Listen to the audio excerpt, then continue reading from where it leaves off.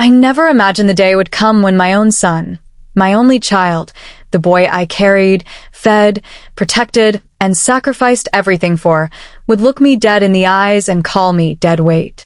I can still see the way he stood over me in the living room that afternoon, chest heaving with frustration, as if I were nothing more than a burden he'd been forced to drag through life. And the worst part? His wife stood right beside him, arms folded, chin lifted, nodding like I was some stray animal they were tired of feeding. In her eyes, I wasn't a mother. I wasn't family. I was an inconvenience. A problem they needed to deal with. They thought pushing me out would be simple. They thought that once I stepped outside their door with those 2 suitcases, I'd disappear quietly into whatever darkness they imagined swallowed people like me. But what they didn't know was that life had been hiding a card for me. One final, devastating card I was about to play without saying a single word. What you're about to hear isn't just a story. It's a reckoning.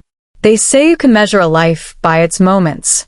I could point to 1,000 of them, small, ordinary things that add up until they become the whole of you. The lunches packed for school, the nights I stayed up waiting for his car to pull into the driveway, the coins I tucked away each month so he could have a roof and a dream. When his father died, I picked up the pieces and kept going. I cleaned houses, worked the night shift at the plant, babysat 2 kids in the neighborhood. I mended shirts with trembling fingers. I sold the last of my jewelry when tuition bills showed up. I stood in the rain to cheer at his graduation, wiping my own tears so he wouldn't see them. All of that was my life. All of that was for him. At first, it was the small things that cut. Tiny slights that landed like pinpricks until my skin was numb. He stopped asking about my day. He started taking my meals without thanks. When I'd offer to do the shopping, his wife, soft-spoken, efficient, would cross her arms, nod once, and say, "We've got it." She'd roll her eyes when I suggested different recipes, as if my hands were still trapped in an earlier century. Those little moments felt like a slow, invisible unmaking. Then came the public ones. The first time it happened in front of another family at a backyard barbecue, he laughed and said something about old money worries and how they were trying to be prudent. The laughter was easy and bright. Everyone else smiled, but I remember how the color drained from my face. Later, when I cleared plates, his wife muttered loud enough for the kids to hear, "Maybe Grandma should find something useful to do." A jab, casual and neat, but it landed like a shove. I swallowed hard and smiled, because what else does a mother do but swallow and smile? The next escalation arrived in a note left on the counter, a grocery list, written in a tidy hand, with one extra line. "Please don't leave your stuff in communal spaces." I had left a knitting bag on the couch, my small craft, my quiet comfort, abandoned in the shuffle the night before. That note felt like a verdict. I folded my yarn into a tote and tucked it away, and when I looked at my hands, veined, calloused, I thought of every evening I'd used those fingers to fold clothes and pack lunches and stitch a life together for them. The humiliation didn't come as a single explosive scene. It came as a steady, crushing pressure that shaped every corner of the house. He would change the channel when I had the birdsong news on. He'd stand in the doorway while I spoke and then finish my sentences in a tone that made it clear my words were quaint. Once, when I tried to set a place at the table formally because it seemed right for company, he smirked and said, "We're not entertaining, Mom. Don't make things weird." Laughter from the table, thin, polite, cut me deeper than any insult. I tried to talk to him. I tried to tell him how it felt to be overlooked in the place I'd called home for decades. He'd look at me with the same impatience he used on a broken appliance. "We're under a lot of pressure," he'd say. "Work is tight. We're saving for a house." He used the grammar of economics like a shield. We are savings. I was the problem on the balance sheet. I learned to be quiet because the alternative was yelling that would make me seem unreasonable, aged, hysterical, the things people say when they want you dismissed. The night it all broke open was ordinary in every way, a roast in the oven, the TV murmuring in the background, the rain tapping the window like a clock. He'd been scrolling through his phone, the blue light painting his face a harsher shade. His wife sat with a magazine, thumb moving without reading. I had made the pot roast the way his father used to, seasoning with the little tricks that had taught him to love the world. I carried the plates to the table, and for a moment, there was the life I knew. Steam, the sharp smell of time, the family gathered. Then Chad looked up, and I remember the exact tone of his voice. Flat, practiced like he'd learned it on a corporate training video. You know, he said, halfway through chewing, maybe it's time we stopped pretending this is temporary. The words slid across the table like a blade. I asked him what he meant. He flicked a crumb from his lip and smiled that small, unforgiving smile.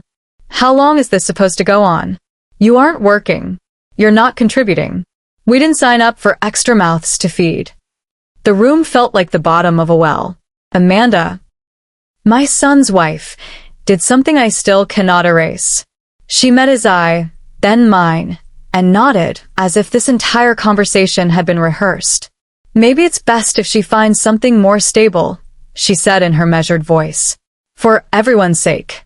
Her words were soft, but they were the final shove. I packed in silence. It took me longer than it should have to put the things that matter into 2 suitcases. Old sweaters, a framed photo of my husband on our wedding day, a stack of bills I could not read through the blur in my eyes. I did not cry while I packed. Pride is an odd, stubborn thing. I folded, zipped, and closed the second case, and by the time I stepped into the hallway, the air had the harshness of a place that had forgotten me. No one walked me to the door. No one offered a hand. The click of the front door sounded like a verdict. Outside, the sky bruised with late afternoon gray, I sat down on the curb with my 2 suitcases and realized something my body refused to accept until I felt it in my bones. I was not just being asked to leave a house. I was being told I had become useless in the book of their lives. The wind picked at my hair, and for the first time in decades, I wondered how you rebuild a life when the people you built it for decide they no longer want you in it. The first night away from their house didn't feel like freedom. It felt like punishment. The motel I found was the kind of place people disappear into, not intentionally, but because the world has squeezed them out of view. A peeling yellow sign flickered above the door, buzzing like an insect trapped in its own death rattle. Inside, the carpet smelled faintly of bleach and despair. The receptionist barely looked at me as she slid the key across the counter. Room 12B. When I opened the door, the room greeted me with a stale gust of old cigarettes and loneliness. The bed sagged in the middle like it had given up years ago. The lampshade was crooked. The window didn't lock. I placed my 2 suitcases in the corner, sat on the edge of the bed, and suddenly the silence became a living thing, heavy, suffocating, pressing into my chest until my breath stuttered. That's when the tears came. Not loud, not messy. Just the quiet, trembling kind you hide behind cupped hands, the kind that slip through cracks you thought had healed decades ago. I cried because I had nowhere left to go. I cried because my son, my own blood, had looked at me like I was a debt he was tired of paying.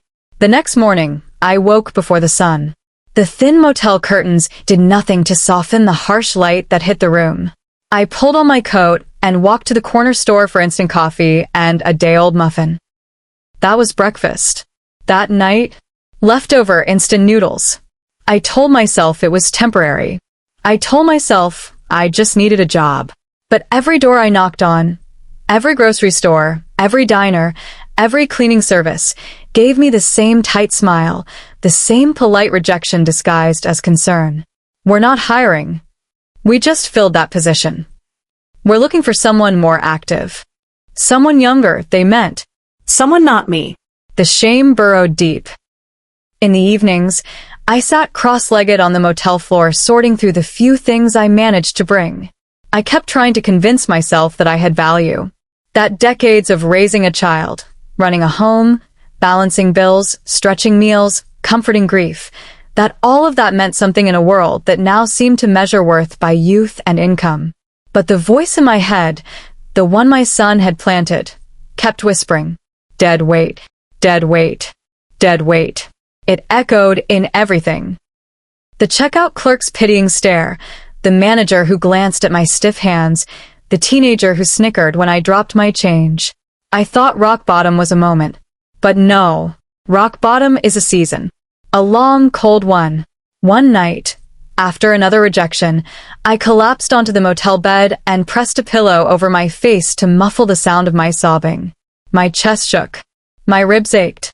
I kept thinking, I built my life around people who no longer want me in it. Who am I now? When the tears ran dry, I sat up and forced myself to breathe. That's when I noticed it, my old metal keepsake box peeking out of one of the suitcases. A box I hadn't touched in years. I must have packed it in a hurry, without thinking. It was dented on one side, cold to the touch, heavier than I remembered. For a moment, I just stared at it. Something in me stirred. A strange pull. A whisper of intuition.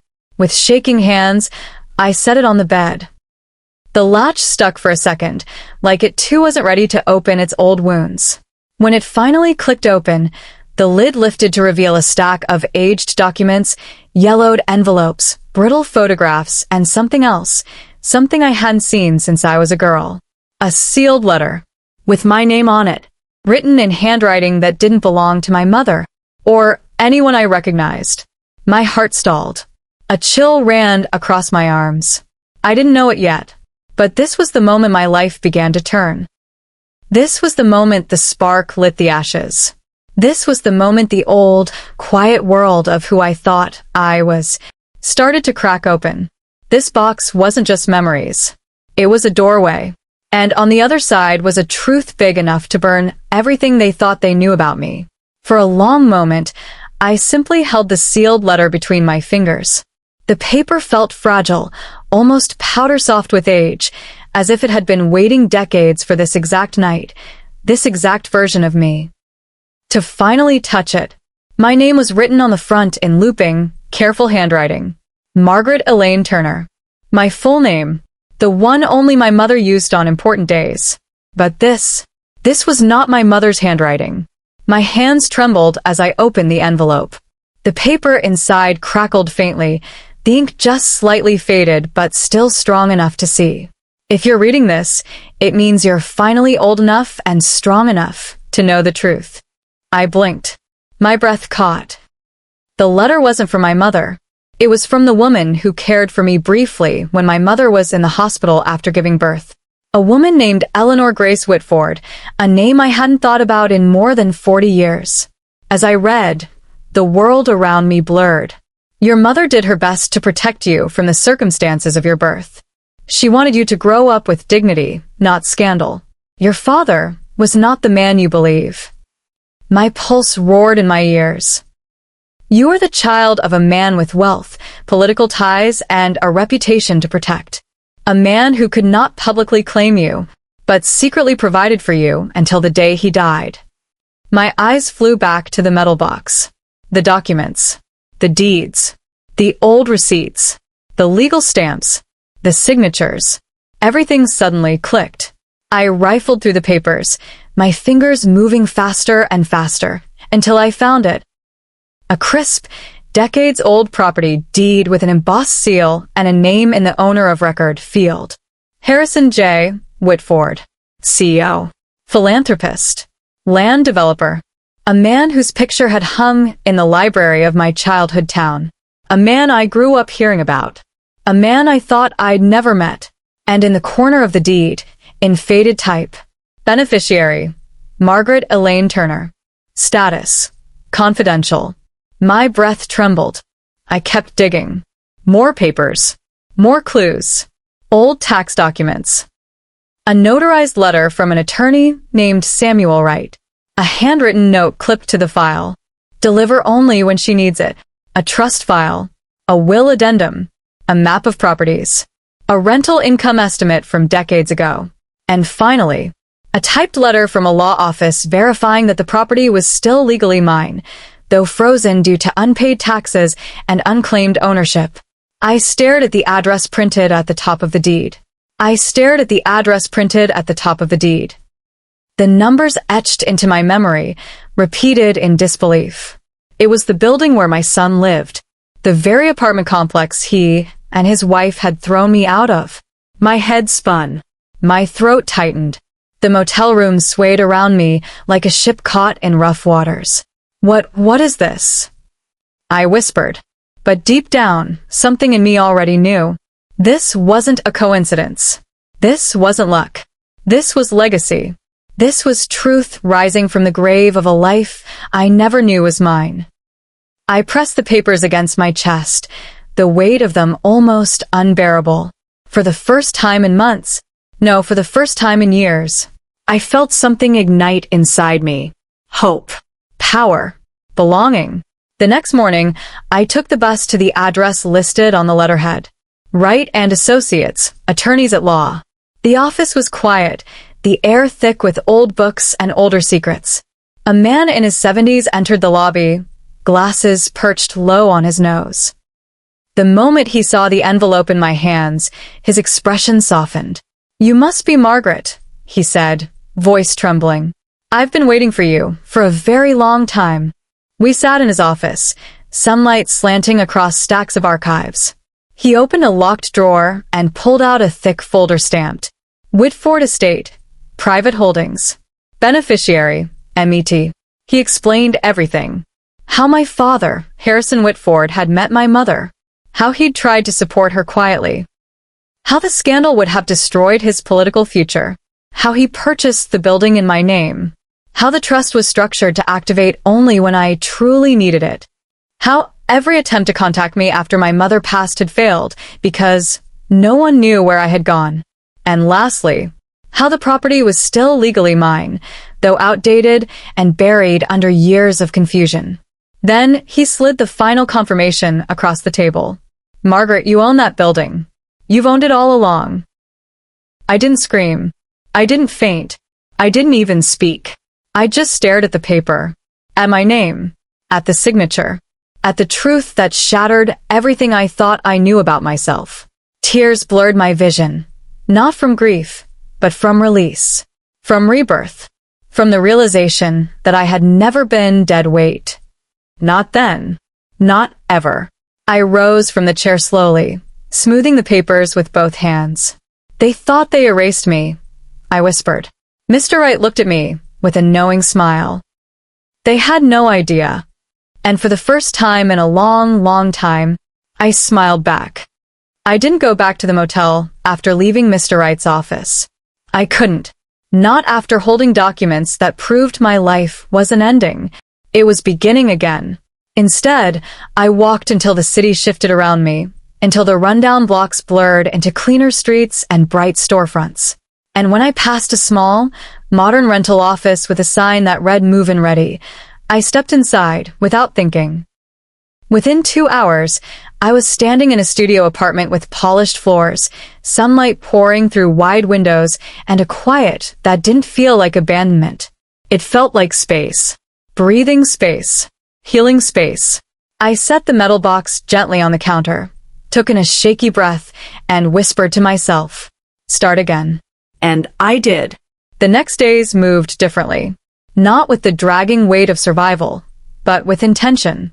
I cut my hair, bought clothes that fit the woman I was becoming. Not the woman shrinking in corners trying not to be a burden. I walked with a steadier spine. People bumped into me less because I no longer moved like someone trying to disappear. I began studying real estate laws online. I learned about deeds, property transfers, lien removals, tax redemption windows. I filled notebooks with terms like quiet title action, LLC shielding, owner of record, and market value reassessment. I watched hours of landlord management videos. Read articles about tenants' rights. Browsed forums where property owners shared strategies. Not revenge. Preparation. Defense. Reclaiming what was always mine. Every night, I spread the documents across my new dining table and traced my fingers over the seal embossed on the deed. The building was behind on taxes, yes. Poorly maintained, yes. Caught in bureaucratic tangle, indeed. But it was still mine. All I needed was to reactivate ownership through an entity that kept my identity private. So, I created one. With Mr. Wright's guidance, I registered a business. Whitford Turner Holdings, LLC. A quiet nod to both my mother and the man who had given me a legacy I never knew I inherited. We paid the overdue taxes, filed a notice of beneficial interest, submitted all required documents to restore legal ownership, and within a week, I had the official confirmation. I was, once again, the rightful owner of the building where my son lived. I didn't cry. Not this time. I felt something deeper. A weight settling into place, like my spine finally realigned after decades of bending for everyone else. The next step was strategic. I didn't march to the building. I didn't send a dramatic letter. I didn't call my son. I kept moving quietly, like water finding cracks in stone. I hired a property manager under the LLC's name, requested full tenant files, requested maintenance logs, requested rent histories. And when I saw my son's file, late payments, noise complaints, ignored notices, I felt no shock, just clarity. I reviewed the building's finances, expenses, and rental market rates. Then I approved a property-wide rental adjustment to bring every unit up to fair value, including his. Triple his original rate. Still legal, still fair, still well within the rights of the owner. The manager drafted and mailed the notices. Every tenant would receive theirs within a few days. I stood by my window that night, the city lights glittering like scattered embers. I pressed my palm to the cool glass and whispered. They threw me out like dead weight. My reflection stared back, not the woman hunched over in shame weeks ago, but someone sharper, steadier, stronger. I felt the fire rising in my chest, calm, controlled, powerful. And just like that, I murmured, a slow smile forming on my lips. I owned the very place they threw me out of. The rise was no longer coming. The rise was here. The rent increase notices went out on a Tuesday morning. By Wednesday afternoon, my phone, linked only to the LLC, pinged with alerts from the property manager. Not complaints, not concerns, but reactions. The other tenants mostly shrugged. Some even welcomed the idea of upgrades that would finally fix the long-standing issues the previous neglectful owner ignored. But my son? His reaction arrived like a storm. The property manager forwarded his email to me first. Subject: Rent increase notice is a mistake. We're not paying this. This is extortion. Tell the new landlord to call me immediately. Daniel Turner. Daniel. My son. He'd signed his name with the self-importance of a man who believed the world still revolved around him. I read the email twice, then closed it and set my phone down calmly. Let him stew. Let him panic. Let him taste even a fraction of what he had put me through. By Thursday night, I drove past the building. Not to be seen. Not to gloat. Just to observe. Light poured from my son's living room window, the same window I used to stand behind while washing dishes when I lived with them. But now the shadows inside told a different story. The silhouettes moved sharply. Hands gesturing. Voices raised. At one point, a plate smashed. His wife stormed across the room, throwing her hands in the air. Daniel followed her, shouting. I watched from my car seat, engine off, heart steady. The cracks were no longer subtle. They were spreading through their marriage like lightning across a dark sky. I drove away, not triumphant, just resolved. This was consequence, not cruelty. Friday morning voicemail from his wife. A voice I knew too well, tight and brittle, trying to stay calm while panic clawed at the edges. Hi, Mrs. Turner. It's me. I know we haven't spoken, and I know things ended badly. But something weird is going on with the building. Our rent jumped up overnight, and Daniel is losing it. If you know anything at all, could you call me back? Please. I listened to the message twice, then deleted it. Silence was no longer weakness. Silence was strategy. The next week was a beautifully predictable unraveling. Maintenance logs showed Daniel was suddenly submitting complaint after complaint, most of them fabricated or exaggerated.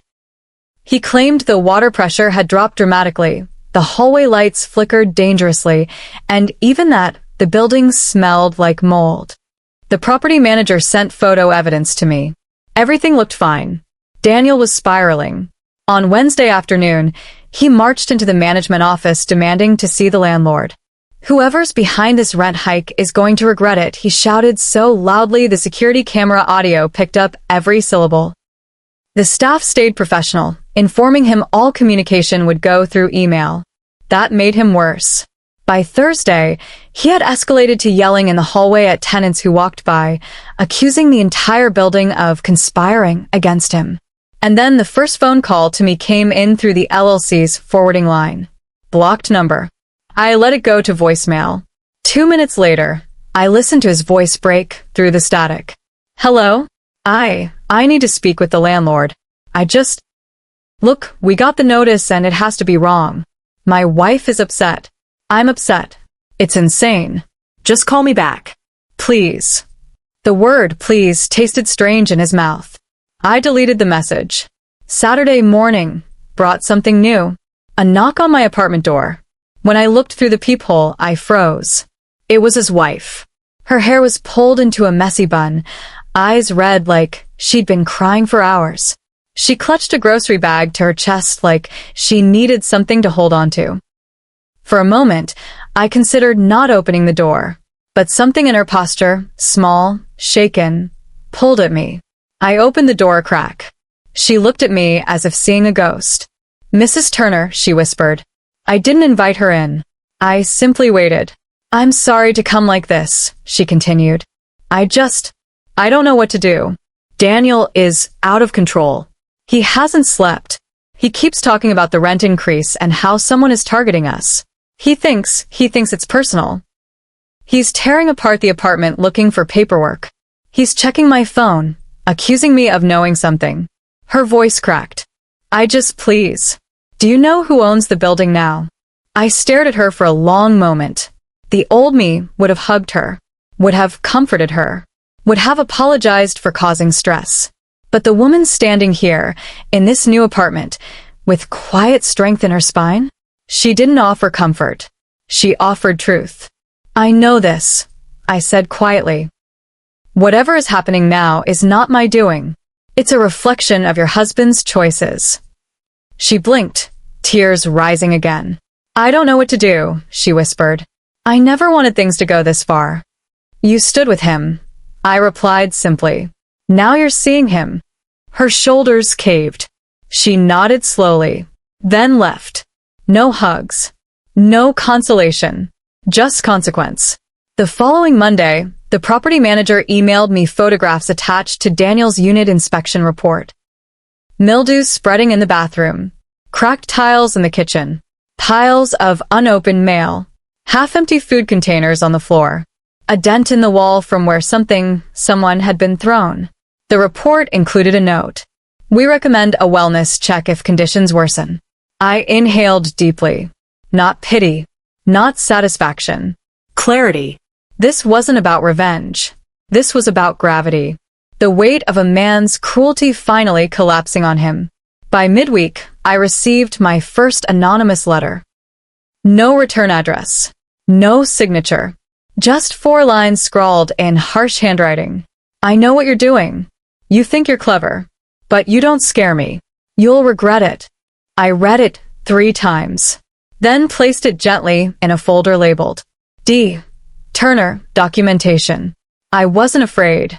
Fear was a woman I used to be. The new me? I kept receipts. As days passed, the building staff reported more tension. Neighbors heard arguments. Thuds. Things breaking. Doors slamming. Daniel had stopped going to work on time. Wife walked to her job now. They'd sold her car. Utilities were being shut off intermittently. The spiral was accelerating. And still, I said nothing. I did nothing. I stayed silent. It was the most powerful thing I had ever done. Then came the night everything cracked open. A frantic knock shook my apartment door. This time, when I looked through the peephole, I saw her again. But she didn't look scared. She looked broken. Her hair was dripping. Rainstorm outside. Her clothes soaked. Eyes swollen. Hands trembling as she clutched another grocery bag. I opened the door wider this time. She stepped in without waiting for invitation, dropped the bag onto the floor, and pressed her palms together as if trying to keep herself from falling apart. "He thinks I'm hiding something," she whispered. "He went through my emails, my texts. He followed me to work yesterday. He keeps saying the landlord is trying to destroy him. And then he asked if you were involved, if you knew anything." She looked up, eyes shining with desperate apology. "I told him I hadn't spoken to you in months," she continued. "But that was a lie. I saw your name on the building's management notices last week. I figured it out." She wiped rain from her cheek.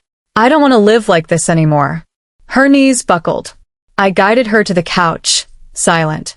"You left," she said, voice trembling. "I let him treat you like that. And now I see it. I see everything. I just don't know how to fix it." I looked at her steadily. "Fixing it was never your job," I said softly. "Seeing it was." She broke into quiet sobs. For the first time, I let her cry. Not because she needed comfort, but because she'd finally opened her eyes. This wasn't revenge. This was revelation. This was karma walking in slow, steady steps. Steps that always arrive, always land, always echo. And as I watched her unravel the truth piece by piece, I knew the reckoning had only just begun. When the tenant meeting ended, people filed out slowly, most quiet, a few whispering, some stealing glances at me as if unsure whether they had just witnessed justice or something sacred. Maybe it was both. Daniel didn't follow them. He stood frozen in place, his breathing shallow, his hands flexing restlessly at his sides like a man trying to hold onto the last threads of the world he thought he controlled. His wife. No, not wife anymore. Not in the way she once clung to him, stood a few steps away, shoulders sagging with exhaustion. I didn't wait for him to speak. There was nothing left for me to hear. I turned and walked toward the exit. My heartbeat was steady. My steps were sure. I had carried enough of his weight for a lifetime. Behind me, his voice cracked through the quiet. "Mom, wait. Wait." But I didn't stop. He called again, louder, desperate this time. "Mom, please." Something inside me softened for a fraction of a second. Not forgiveness, but recognition. He was no longer speaking like a man barking orders at a servant. He was speaking like a boy who had finally recognized the gravity of his own cruelty. But I still didn't turn around. Not then. Not yet. 2 days later, the knock came. Not frantic. Not forceful. Just tentative. When I opened the door, it wasn't Daniel. It was her. She looked different this time. Not frantic, not collapsed, not terrified. Just determined. In her hands was a small, neatly wrapped box, pale pink paper, tied with twine. "I'm not here for him," she said softly before I could ask. "I'm here for me." I stepped aside, and she entered quietly, placing the box on the kitchen table before sitting down. Her eyes drifted around my apartment, small but warm, bright, sunlit, peaceful. "He wouldn't come," she said, almost apologetically. "He's ashamed, angry, mostly at himself. He doesn't know what to do with that." I gave a small nod. I already knew. She pushed the box toward me, with trembling fingers. "I found this," she said. "It was your son's. It was shoved in the back of the closet, buried under old sheets. I thought you should have it." My breath caught as I untied the twine. Inside the box lay photographs, handwritten notes, a drawing Daniel made in 2nd grade, a Mother's Day card from when he was 11, a Polaroid of me at his graduation, beaming with pride, memories he'd hidden, memories he couldn't bring himself to throw away, but couldn't bear to confront either. I ran my fingers across the edges of the photographs, each one cutting a quiet shape in my heart. She swallowed hard before speaking again. "I was wrong," she whispered. "I let him treat you terribly. I let myself believe his frustrations were your fault. But I see him now. I see the man he's become. And I see how you held all of us together for years." Tears welled in her eyes. "I'm leaving him," she added. "Not because you own the building, but because I can finally admit what I refused to see. The problem was never you. Her voice cracked. The problem was him. I didn't reach out to hug her. I didn't rush to comfort her. But I did place my hand gently over hers. You're not the only one who needed to see it, I said. We sat there in the quiet. Two women bound not by blood, but by truth and bruised hearts finally learning how to heal. The following week, the building manager informed me. Daniel had moved out. Fled, really? In the middle of the night, leaving behind unpaid bills, a broken lamp, and a letter addressed to me. I didn't open it, not because I hated him, but because I no longer needed his words to validate or wound me. He would face his own reflection eventually. That was no longer my burden. I had already carried enough. The sale of the building went through 3 weeks later. The profit was more than I had expected, enough to secure a comfortable future, enough to allow me to breathe again, enough to build something gentle out of the rubble of everything I'd lost.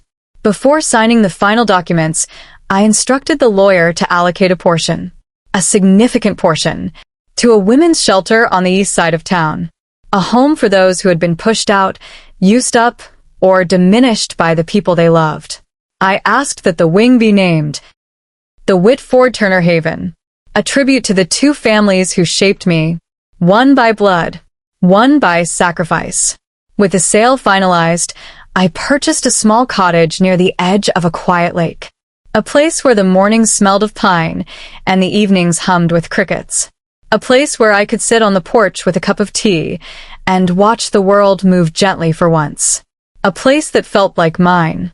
One evening, as the sun painted the water in molten gold, a soft knock sounded at my door. Her again.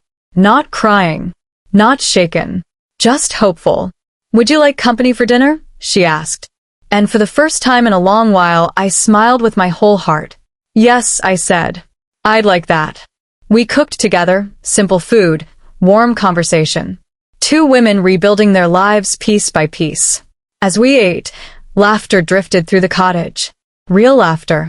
Soft, genuine, unforced.